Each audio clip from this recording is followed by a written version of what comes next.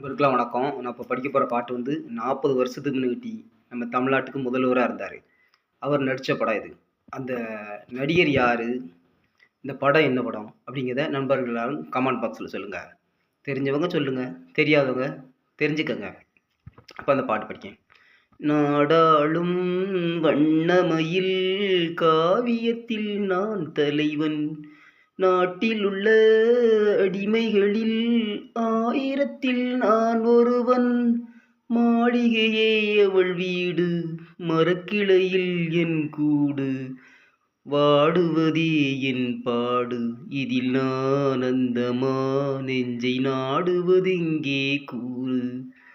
ஓடும் மேகங்களே ஒரு சொல் கேளீரோ, ஆடும் மனதினிலே ஆறுதல் தாரீரோ.